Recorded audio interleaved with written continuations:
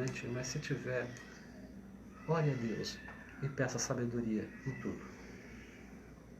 Nós vamos falar agora sobre suicídio. Suicídio é algo interessante, né? Eu li um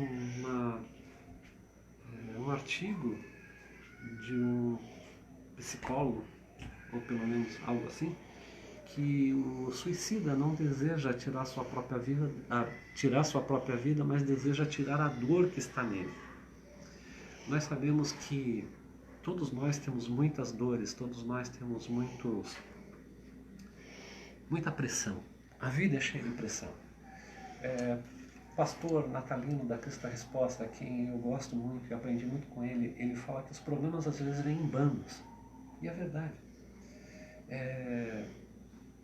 Debaixo de tudo isso existe a vontade de Deus, que é boa, perfeita e agradável. Os problemas da vida, as lutas, elas vão fazer com que as nossas raízes, os nossos músculos da fé se fortaleçam. E as nossas raízes de esperança se aprofundem em Jesus. Glória a Deus.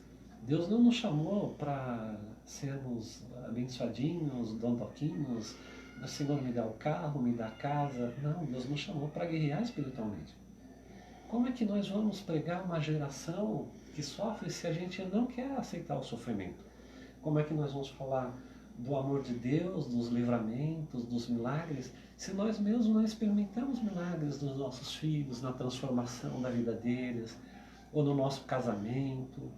Aqui quem nos fala é uma pessoa que, pela graça do Senhor, caminha 40 anos com Jesus.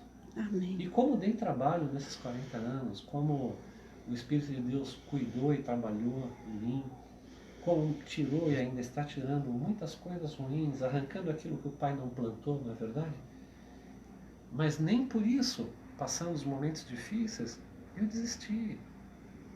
Das perdas que eu já tive na minha vida, eu cheguei à conclusão que não valeria a pena viver.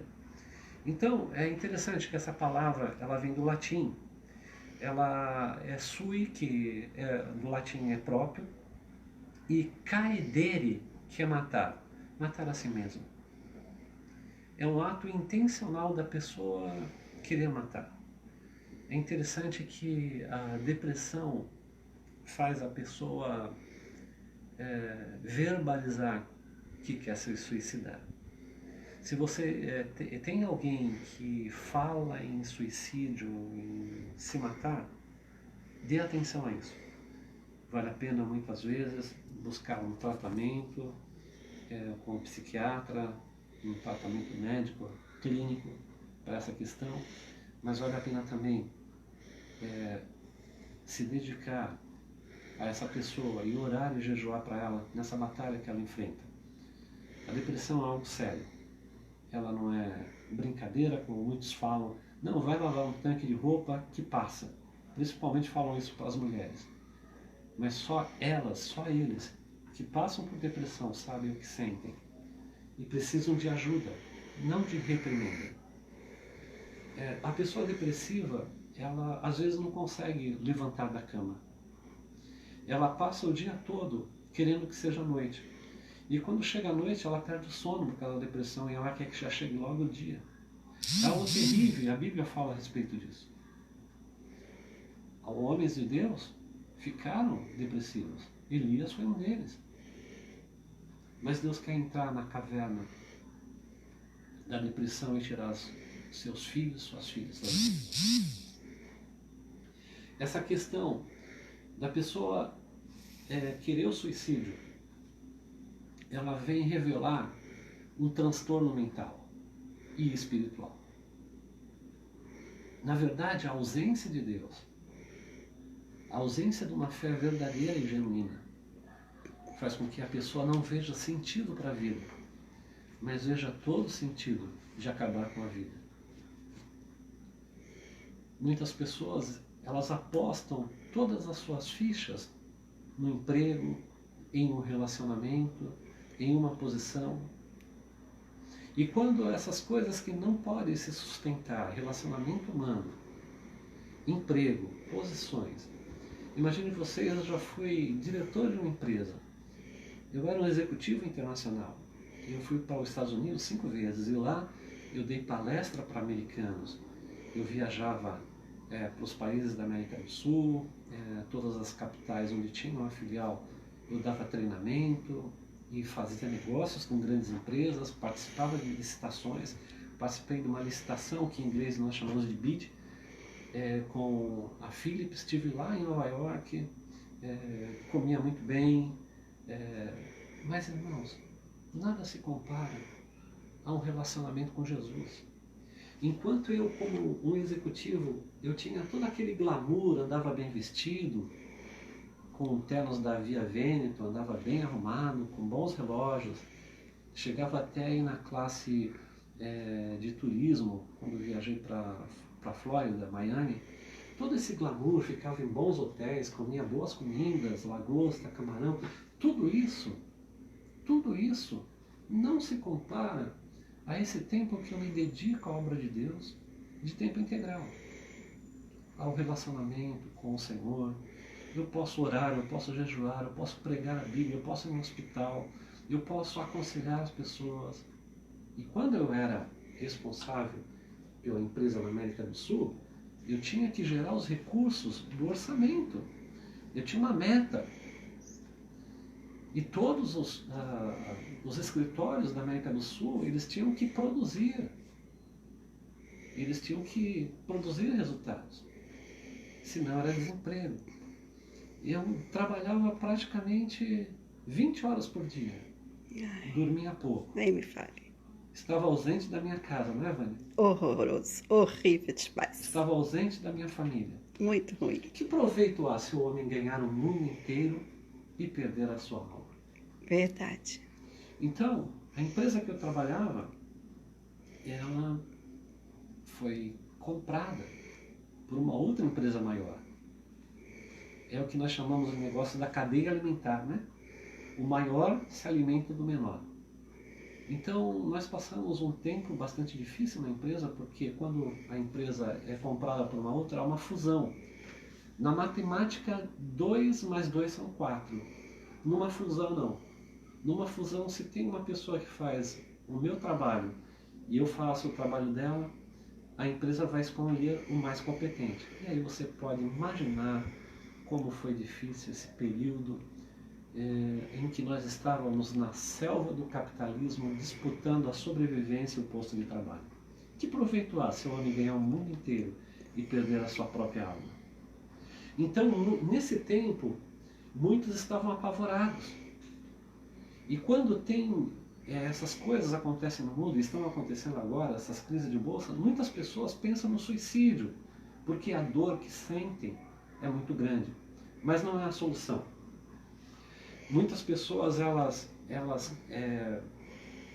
fazem parte de vários grupos, religiões, filosofia, estudam psicologia, estudam o sentido da vida nas seitas, fazem parte de grupos que se ajudam, mesmo igrejas evangélicas. E igrejas evangélicas tem igrejas que são especializadas em cultos para empresário, de prosperidade. Mas, meus irmãos, aí está um grande engano. Usar a fé para fazer dinheiro. Ou seja, eu creio que eu vou naquele culto e naquele culto eu vou dar uma grande oferta e Deus vai me dar a estabilidade financeira do meu negócio. Isso não está na Bíblia. Nenhum homem pode garantir isso. Isso é um engano.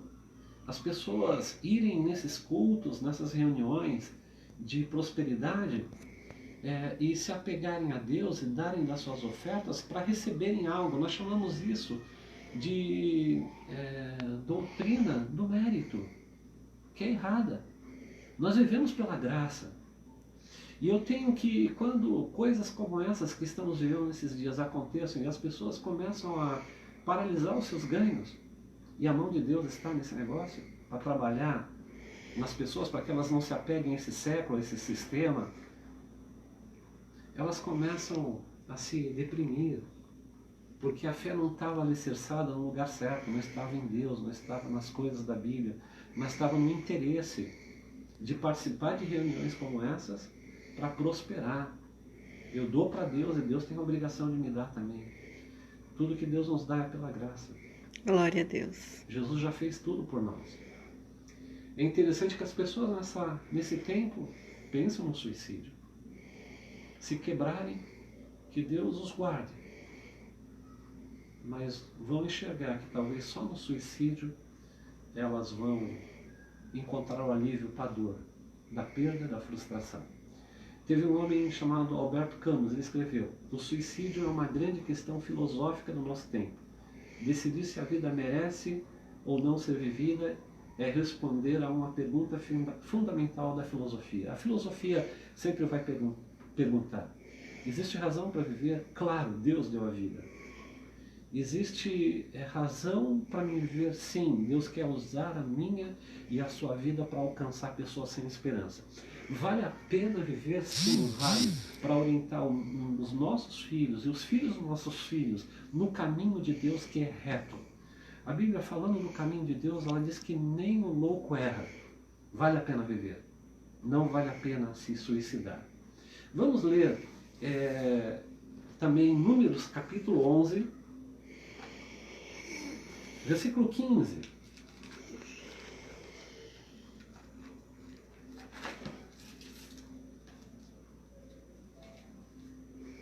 Números capítulo 11, versículo 15. Glória a Deus. Glória a Deus. Diz assim: e assim se fazes comigo. Mata-me, peço, se tenho achado graça aos teus olhos, e não me deixes ver meu mal. Tem pessoas que várias vezes em situações difíceis, como estava aqui Moisés, como o próprio Jó, como Elias, como Jonas, pedem a Deus que Deus os mate. Mas Deus não quer nos matar. Deus quer nos ensinar algo na tormenta, no problema, nas dores, nas lutas.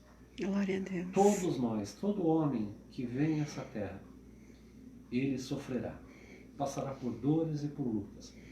Mas isso não é para que nós venhamos a desistir da nossa vida pedindo a Deus que a mate. Não, Deus tem um propósito. Amém. Eu creio que nesses tempos de Covid-19, muito importante a gente levantar cada manhã e falar: Senhor, muito obrigado por mais um dia de vida, com saúde e com coragem para viver. Amém. Glória a Deus. Não faça como Jonas, ficou contrariado e falou assim: estou enfadado de viver, tira a minha vida, porque Deus não destruiu os ninivitas. Nem tampouco Elias.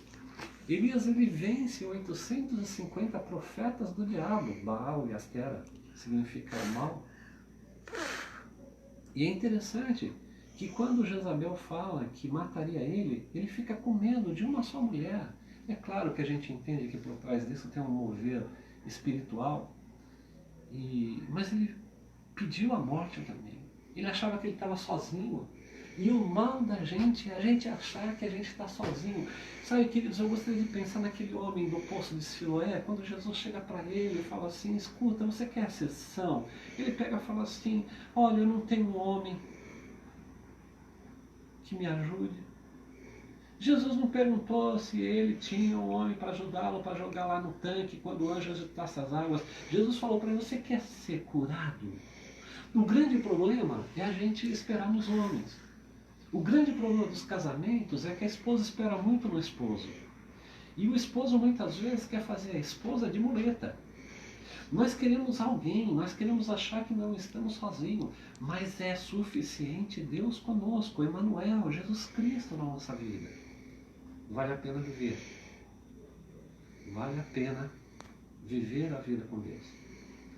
Na ética cristã, nós estudamos sobre algumas coisas, apesar que temos muitas coisas mais ainda a considerar.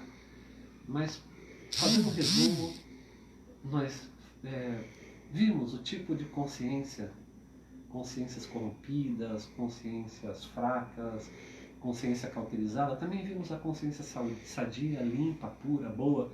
que é aquela que o Senhor quer trabalhar na nossa vida. E eu Amém. desejo que você que me ouve, a tua consciência a cada dia esteja mais sadia. É o Em que nome de precisamos. Jesus. Limpa e pura pelo sangue de Jesus. Amém. Boa. Nós vimos também no mentira, né? A gente até riu um pouquinho na aula presencial quando nós falamos daquela mentira que liga alguém pra gente. Hoje não, que é tudo celular, mas era comum as pessoas falarem assim, se é pra mim, diz que eu não estou, né? Daí a criança assim, tão de boamente atendia, falava assim, meu pai me mandou dizer que ele não está. Mentira, né? Quem é o pai da mentira? Deus é Deus de verdade, nós devemos viver na verdade.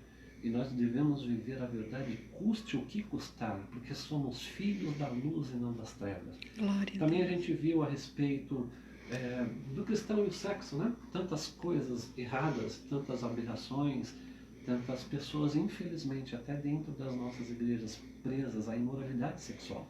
Me lembro que eu compartilhei a respeito de uma satanista que conhecemos, que ela falou para mim e para minha, na época, noiva, igual esposa, fala assim, os satanistas oram para que, e jejuam para que os crentes caiam no pecado sexual.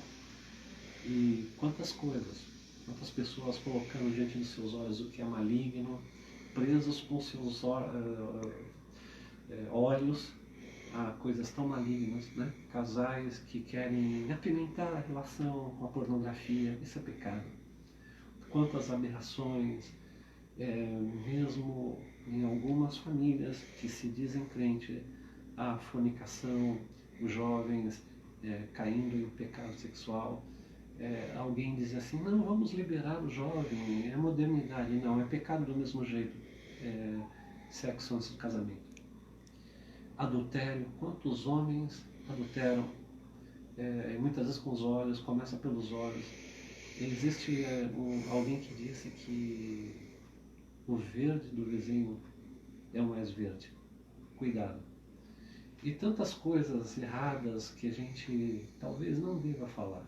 Bestialidades, zoofilia, pedofilia, tantas coisas malignas que lembram os cultos aos deuses pagãos da Grécia e de Roma.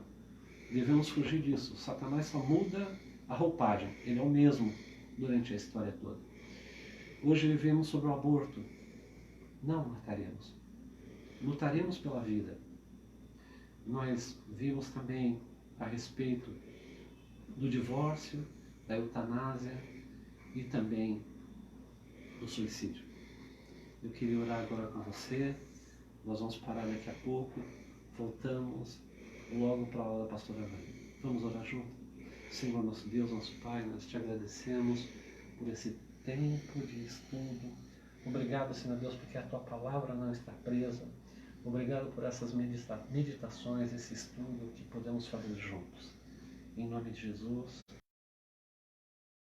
nos abençoe e nos dê saúde no corpo, na alma e no espírito para continuar marchando e fazendo a tua vontade. No nome de Jesus oramos. Amém. Se você quer adquirir as apostilas desse curso, nós temos apostilado. O meu WhatsApp é 13988053679. Você pode entrar em contato comigo, a gente envia a apostila e vamos dar instrução sobre esse curso. Espero que você tenha sido abençoado nesse tempo, espero que a presença de Deus tenha tocado o teu coração. Deus abençoe.